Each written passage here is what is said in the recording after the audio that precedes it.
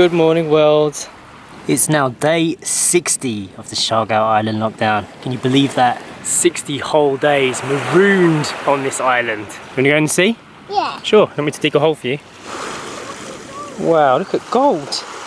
This is the deepest hole I've ever seen a dog dig. Look how far in she's gone, Story. I'm gonna lose her, she's gonna disappear.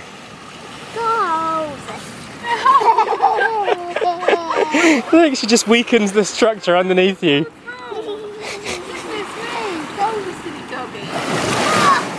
Wow, you desperate to get in the sea?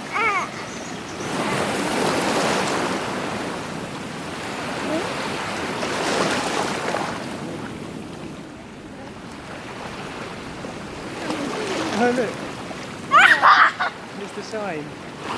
That's fun. It's pretty cool really, because we've got bright blue skies but also stormy clouds in the distance. Story doesn't care, whatever the weather.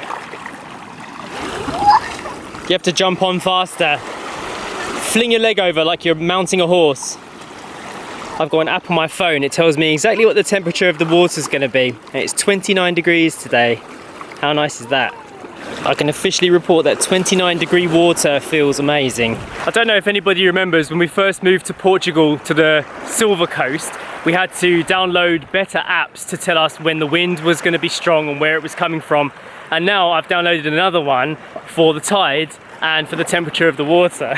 It's like a totally different set of statistics that you need to, you know, go about your day. A lot of the surfers out here use it to kind of work out, you know, when they should be going out, when they should be coming back in. I remember in the first couple of weeks of being here, I had to start asking around what they use. It's called Windy. It was recommended to us from the guys that surf at the resort here. So the forecast was pretty accurate, wasn't it? It said the tide was coming back at 11, 12. Yeah. We weren't sure if we were going to get good swimming conditions today, but look at how it's turned out. Even Mila and Marius are over there having a little swim, getting out of the summer heat. Mummy is attempting to teach Story how to use the paddleboard. How's it going, Story? Are you taking instructions or are you just doing your own thing?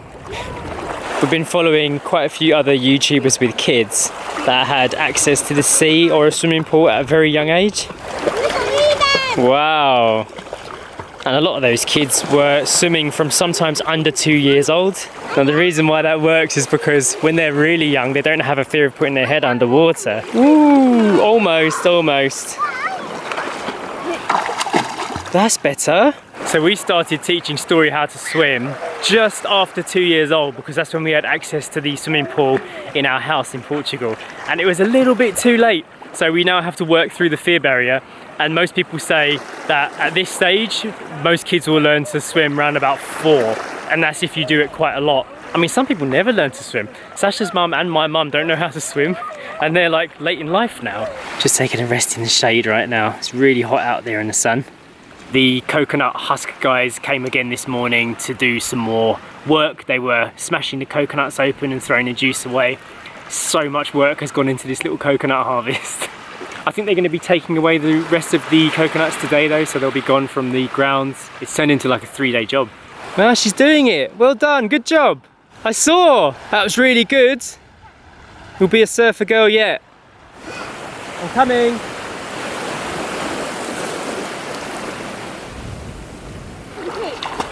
Well done.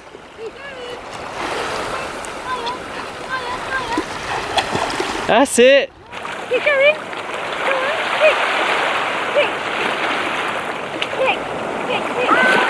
Come get your snacks. There's apple juice here. Ready for some apple juice? There's some chips too. Want them? You're more concerned about that coconut. This is one of Story's favourite island drinks. Green tea with apple. This is another milestone moment. Story deciding to be in the sea by herself. She's climbed over the rocks and jumped in by herself. Look at that excellent carrier. Good job. You gonna take it back to the house? Picnic time is over. I'm just going to collect some snails. No, we're gonna go in now. Seems like a simple thing, but I'm actually quite impressed by how you're carrying that umbrella, Story. Are you so comfortable? I'm holding the umbrella on the back. Yeah, I am impressed. Mummy! Shall I lift you up on the wall? Yeah, but Mummy this. It's okay, Mummy just took the food in.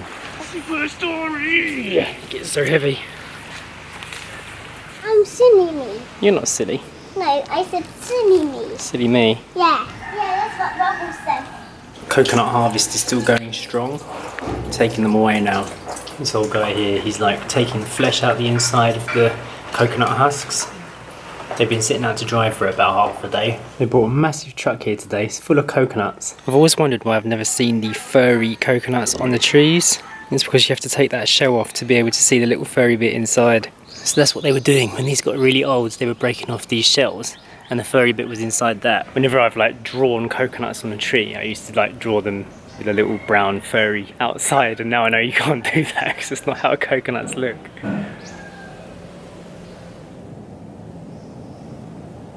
Another peaceful evening. All the sea activities this morning have exhausted me. We're going to do something different today though. We're going to answer some questions that we put to you on Instagram just about half an hour ago. And see what you're interested in finding out about us. The Bicolano asked, do you know Vera Lynn? No. No, not personally. Eve Photography 12, what's the hardest part of being isolated on the island? The quarantine checkpoints, really. But that would be the same as being quarantined anywhere.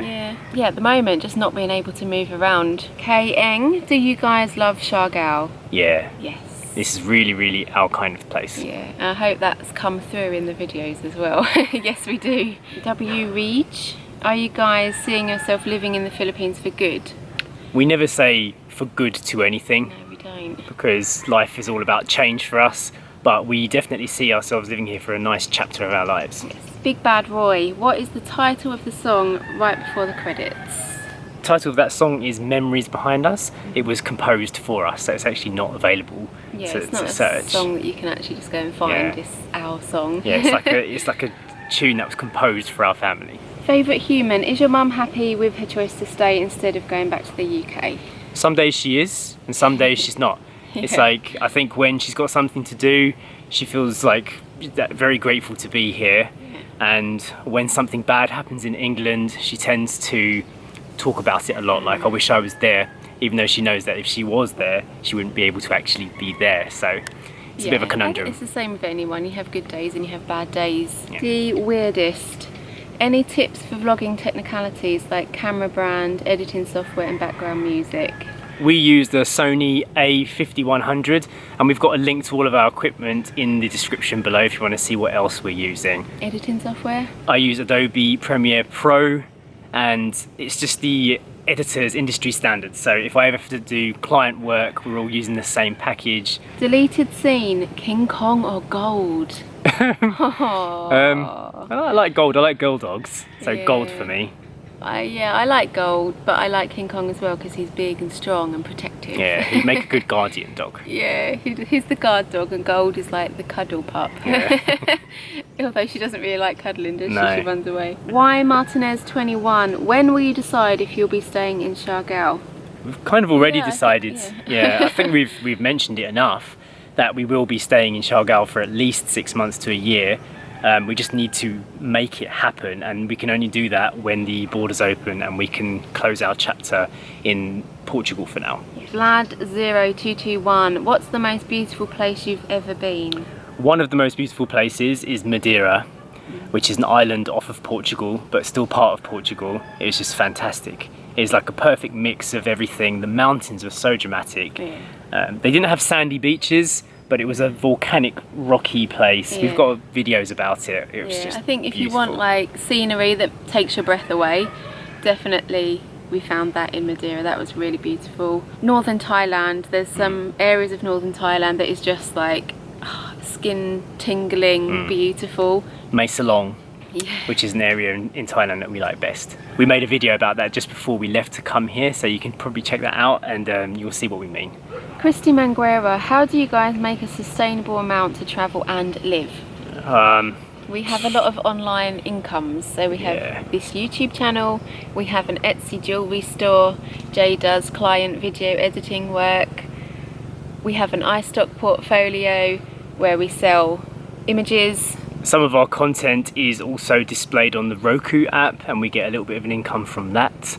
And then of course we've got our YouTube ad revenue income as well. And we also have our Patreon page where people pledge to get access to exclusive content that we don't share on YouTube. Yeah, little behind the scenes snippets. Yeah. Sophie and Ho, any tips for aspiring YouTubers?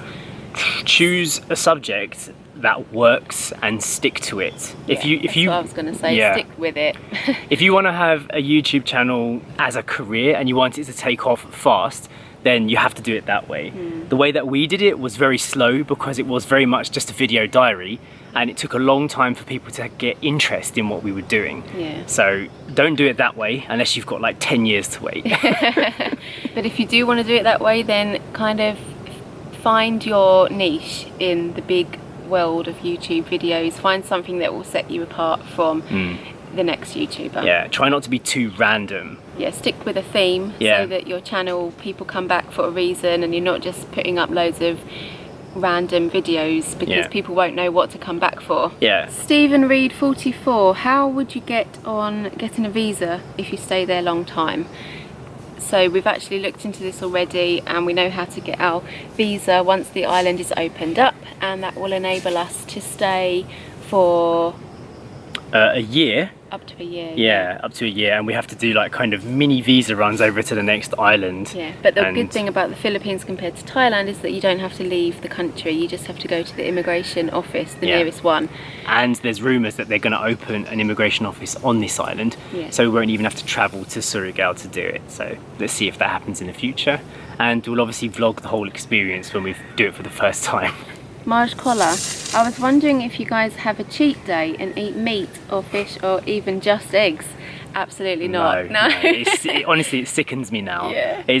I never thought I would say this because we were meat eaters for a very long time, but the look of an egg, the smell of an egg, the idea of an egg, meat just doesn't look like food to me anymore. When I walk into a supermarket or something and I see meat around, I just see dead animals. Yeah. So no. I don't even think about meat anymore, or eggs. And yeah, for me, eggs, I never really was a big egg person anyway, but they just make me feel a bit sick now. And I think for a lot of people that stop eating dairy and animal products, they say that cheese is a big problem, but honestly it's kind of like cutting out a drug or something. Once it's gone for over a couple of weeks, you really don't think about it anymore. I don't desire cheese, I don't desire bacon or anything like that. If I smell it, I don't think, oh god, I really not even in the slightest. One thing I would say is the key to having that feeling is making the food that you do make really tasty. Don't just like cut out all of these things and then eat a really bland diet. We use a lot of different spices and flavors and we experiment with foods, and that keeps food interesting, and that's why you don't need any of that stuff in your life anymore. Christy Manguera, what are your ethnicities? I'm just English. I was born in England, so I see myself as English, but my mum's half Burmese, half Scottish, and my dad was Arabic. More Sandik, were you able to visit Magpapangku before the lockdown? Yes. And we filmed a lovely video, which is going to be edited soon. Yeah, I think after the lockdown we'll release those videos. Yeah. Brian Clavero, what is the best life advice either of you have ever received? Change is the only true constant in life. Yeah. And also my gran, before Jay and I got married, she told us to never go to sleep on an argument. And I still think about that now, so I think that's a pretty good one as well. Stars in the Sky 13, what are your cravings that you can't get on the island? All the way from Japan they are. I think at the start of lockdown we probably would have had a different answer, but now that we've been here a bit longer, there's nothing that we can't get that we want. Like we've now found popcorn and we've found bread and we've found chocolate. Rocket leaves and you can get everything, it's just a little bit harder to get. But things aren't all in one place, so you have to go around looking in different shops for stuff, but everything is here that we want really. So not much. Lee's and CHGD Babes have asked a similar question, and that is, are you wanting to stay here in Siargao, or will you go to a new place, and where will you move to? We'll stay in Siargao to start with, probably up to a year, and see how it feels, and then maybe as we're traveling around and we discover new parts of the Philippines, maybe we'll move there. It depends on how much we love the place, how many, how many friends we make, how much we feel connected to the island. Yeah, I think that once we're allowed to travel again, we'll use this island as a base. I want to discover the variety of the Philippines. I want to go to islands that nobody's really heard of that much and people haven't really talked about much. And yeah, we're going to do our research and discover some really hidden gems, I think. Michael Mottle, would you rather live in the mountains or farmland? If it's just a choice between those two, I would say mountains. Yeah. Louise Andrea Gale, when is the birthday of Story? How old is she? She was born in November 2016, so she's just turned 3.5. That's it. Priscilla, how was your first storm / typhoon experience in the Philippines? Just a bit rainy.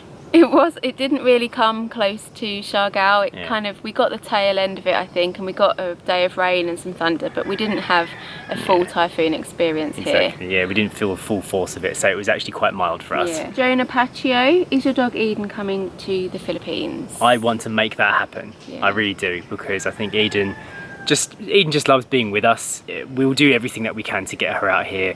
If we're staying here for longer than 6 months, definitely, yeah, she'll be here. Yeah, we really miss her, and if she's fit to travel and it's safe to bring her out here, then yes.